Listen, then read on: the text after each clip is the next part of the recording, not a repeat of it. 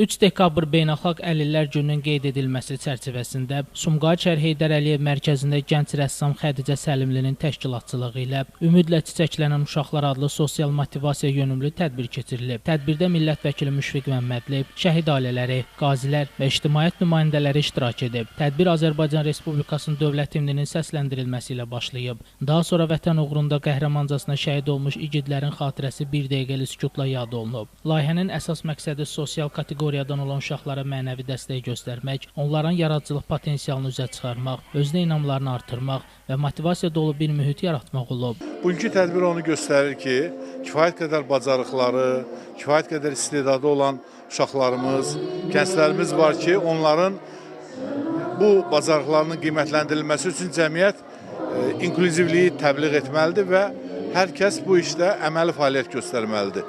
Biz indi Xədicə qızımızın təşəbbüsü ilə təşkil olunmuş bu tədbir əslində onun qabiliyyəti timsalında digər uşaqlarımızın da qabiliyyətinin aşkara çıxarılması üçün hər birimizin çalışması baxımından önəmlidir. Gənc rəssam Xədicə Səlimli tədbirin təşkilində yüksək peşəkarlıq və humanist yanaşma nümayiş etdirib. İştirakçılar Xədicə Səlimlinin fəaliyyətini yüksək qiymətləndiriblər. Bugünkü tədbirimiz çox yüksək səviyyədə təşkil olunubdur. Bu tədbirin təşkilatçılığına görə Günel xanıma, Xavər müəlliməyə təşəkkür edirik.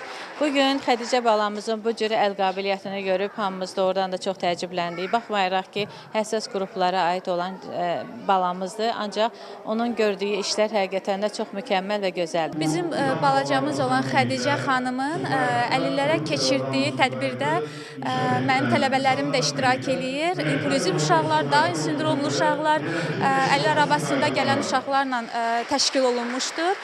Tədbirimiz bu məqsədlə keçirilir. Onların əl işləri, çəkdiyi rəsmlər nümayiş olunur. Proqram çərçivəsində uşaqlar üçün motivasiya xarakterli çıxışlar olub, müxtəlif yaradıcılıq tapşırıqları təqdim edilib və interaktiv musiqili hissələr təşkil olunub. Tədbirin ən təsirli və yadda qalan məqamlarından biri xüsusi hazırlanmış arzu ağacı olub. Uşaqlara verilən kartlara hər biri öz arzusunu yazıb ağaca asıb. Bu, onların gələcək hədəflərinə daha çox bağlanmasına və özlərinə inam hissinin güclənməsinə böyük motivasiya verib. Ümid edirəm ki, bu tədbir hər kəs üçün xoş keçmişdir. Burada tədbirimizin məqsədi fərqlilikləri olan gənclərimizlə bir yerdə vaxt keçirmək, onların fikrini yayındırmaq, cəmiyyətlə daha da yaxın etməyə çalışmışıq. Ümid edirəm ki, hamısı üçün xoş olar. Tədbirin sonunda bütün iştirakçılara sertifikatlar və hədiyyələr təqdim olunub. 3 dekabr Beynəlxalq Əlillər Gününə həsr olunan bu tədbir uşaqlara həm motivasiya, həm də unudulmaz emosiyalar yaşadaraq onların sosial inteqrasiyasına töhfə verib. Şəmsdan Fikrətli, Elbrus İsmailov, Bugün informasiya proqramı üçün.